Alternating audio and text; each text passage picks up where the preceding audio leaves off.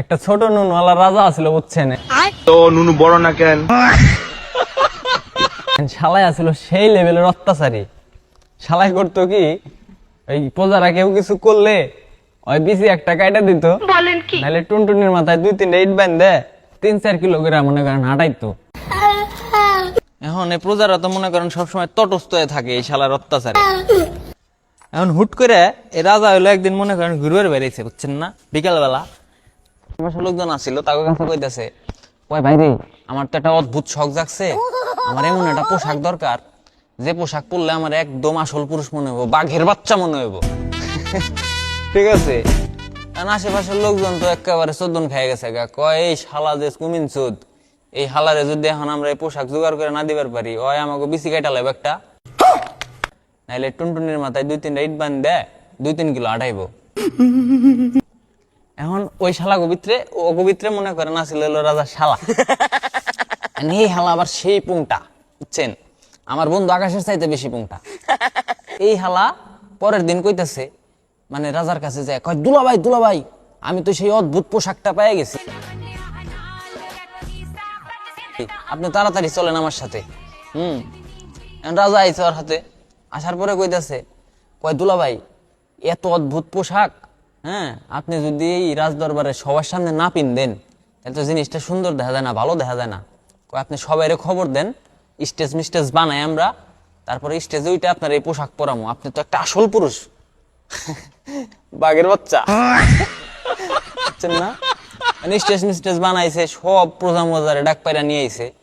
আনার পরে এখন এই শালা হইলো মনে করেন একটা ট্রিক্স করছে, ঠিক আছে, মানে আর বোনের বিয়ে দিচ্ছে, ও মনে মনে কয় যে হালার হাতে বোনের বিয়ে দিলাম, শালার হলো নুনু ছোট, হালাই কিছু কইরাও পারে না, কিছুই না, আর একটা শিক্ষা দিব। যে চিন্তা করছে সে অনুযায়ী কাজ করতেছে। স্টেজে রাজা শালা উঠছে, উঠার পরে রাজা তো মনে করেন নর্মালি মুকুট পরা, ঠিক আছে, আর ওই যে শেরনি মেরনি যেগুলা থাকে ওইগুলা পিন্দা। এখন ওইটা হেরে ওই শালায় প্রথমে মুকুট খুলছে, খুলে হেরে কইছে, এই যে নেন আপনার একটা অদ্ভুত মুকুট পরালাম, আপনি কি বুঝতে পারতেছেন, আপনি টের পাইতেছেন? রাজা হ সুন্দর, তুমি পরাও আমারে। এর আগে আবার কয়ে নিছে, কয় রাজা মশাই আপনি কিন্তু চোখ বন্ধ করে থাকেন।